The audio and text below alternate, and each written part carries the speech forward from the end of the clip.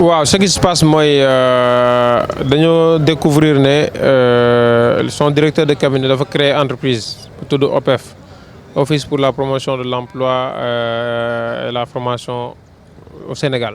Donc à notre grande surprise bi ñu demee ba si biir gis ne entreprise privée boobu noonu directeur de cabinet moom moo ko moom, c'est une entreprise individuelle. Donc depuis 2017 ñu ngi siy gagné des centaines et des centaines de millions, loolu la ñuy dénoncé. Donc léegi moom bu ne yéegu ko le maire donc dinañu jaaxal, mais en âme et conscience xam nañ ne yëg na ko. Maintenant la question mooy ñoom ils essaient de nous divertir. Ils essaient de nous divertir en quoi faisant mooy di porter plainte pour nga andi beneen coow boo xamante ne dañ naan non ils ont divulgué des informations par-ci par-là, mais du ñu détourner suñu objectif. Suñu objectif mooy défendre les intérêts des Parcelles Assainies, moom moo tax ñu créer collectif bi. Non, il y a rien de politique dans ça. Peut-être moom mooy def yëfu politique parce que problème bu amee solo nii ce directeur de cabinet di def détournement de deniers publics nga ne yëgoo ko, loolu manque de irresponsabilité laa ko mën a qualifier. Maintenant moom bu fekkee bu nga koy banaliser ñun banaliser wuñ ko parce que dem nañ fi nga xamante ne moom mooy OFNAC, moom mooy procureur porté fa plainte, envoyé nañ des lettres de dénonciation ak d'information ak toutes les autorités yi nga xamante ne elles sont compétentes ci genre affaires yi. Donc bu fekkee ñoom ñu ngi koy banaliser ñun banaliser wuñ ko parce que ay centaines et des centaines de millions yu waroon dem ci keesu Parcelles Assainies moom moo dem ci keesu ay quelques personnes quoi. Bon c'est quelques jeunes yu nga xamante ne foofu lañ doon liggéey ak ñoom. Donc lañ amal problème ñoo génnee information bi ñun ñi nga xamante ne donc bokkuñu ci conseil municipal mais am nañ fa ay conseil ak yenn membres du conseil municipal ñoom ñoo ko yëg.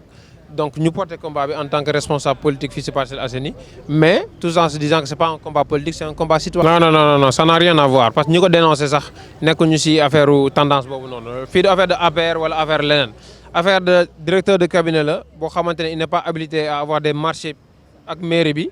À part via son entité privée moom moo gagné mairie di encaisser ay millions ñu dénoncé ko. Donc loolu moom du question de politique, du question de APR, du question de dara, question de citoyen la encore une fois. Faut pas que nit ñi gisee ko ne c'est un combat qui concerne tous les Parcellois. Intimidation la du genre intimidation la parce que porté nañ plainte 3 personnes. Donc pour l'instant benn aboutir aussi parce que le fond de dossier est vide. Dañuy wax rek dans la diversion di jéem a wax nit ñi leneen loo xamante ne pour ñu génnee suñu xel.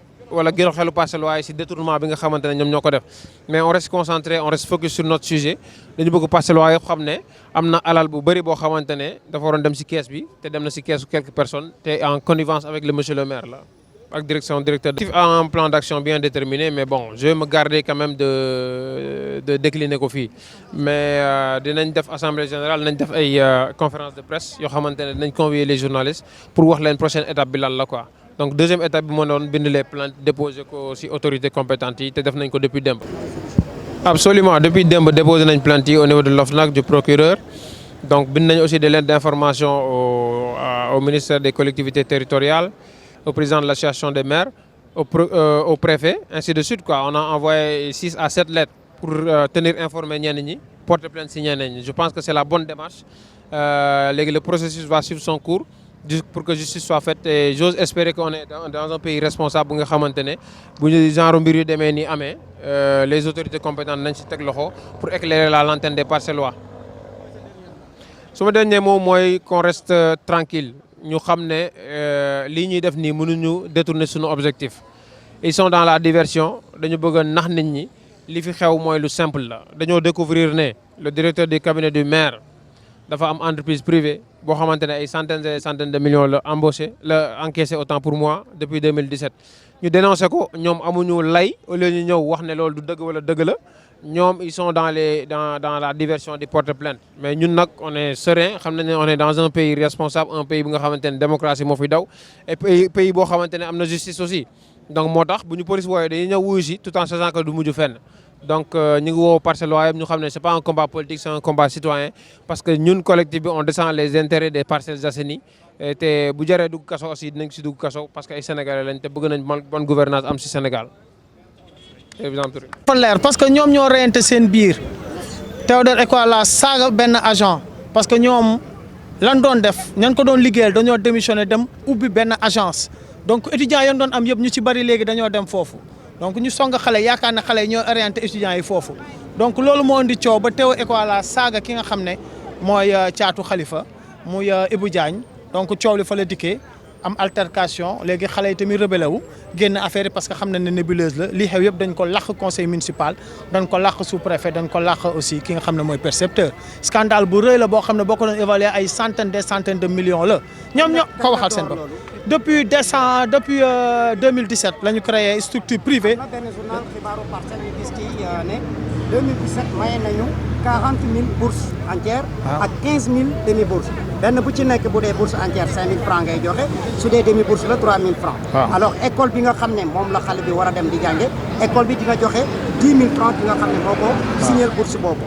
ci njàngat loolu ay millions la. ay millions yu dul jeex la ñoom ñoo ko waxal seen bopp.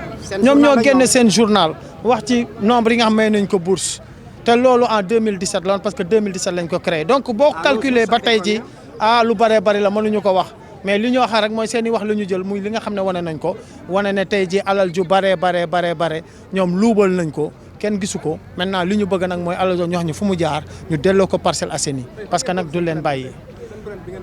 waaw yooyu yëpp def nañ li ñu war a administrativement ce sera l'objet même d'une conférence de presse la semaine prochaine pour waxtaan si wax opinion bi dimanche assemblée générale la d'information nga xam ne population Parcelles yëpp parce que combat bi du suñu combat bi combat wu responsable yëpp la combat wu population bi la parce que yaakaar naa ne tey bu partenariat amoon ak OPEF partenariat boobu dañuy définir ban pourcentage la ñuy am ñu def délibération mu dem si sous-préfet approuvé ko mu jóge si sous-préfet dem si percepteur ñu créer une ligne budgétaire muy dugg suñu budget ñu décider alal jooju lan lañ koy defal waa Parcelles mais yàlla def na ne alal jooju am na yeneen information duñ ko génne léegi. waaw mais dañu gis ne Diaz ki ñuy wax ne Abdou Dembélé convoqué woon nañ ko àllarba tey di àjjuma ba mu ñëwee àllarba dañu gis ne dañ ko ne dellu ba àjjuma dellu siwaat na tey lu ñu am njàngat ci li nga xam ne. waaw du dara dañ ko entendre keroog donc tey dañ koy entendre parce que c'est normal il faut ñu entendre ñaari parties yëpp.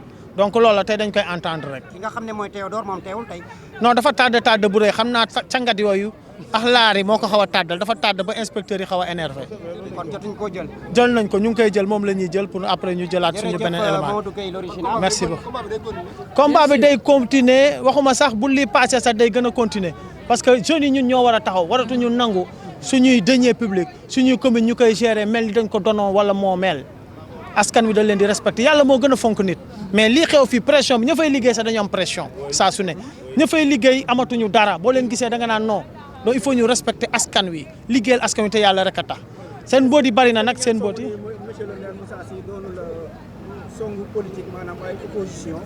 comme moom nu mu koy waxee la plupart. non ñun songuñu politique ñoom ñoo reyante seen biir bagage yi génn nekkate ay mbóot la ñoom ñoo reyante seen biir ñun nag suñu devoir man. dama yor commission finance et affaires économiques ci mairie bi sama devoir mooy lii ñu tirer ko au clair parce que dinañ entaché sama conseiller la di vice-président commission finance et affaires économiques suñu responsabilité mooy ñu bari nañ conseiller adjoint au maire yi ñëpp a ngi ci combat bi nañ ko leeral mu leer parce que loolu mooy setal ñëpp merci beaucoup. Révoqué.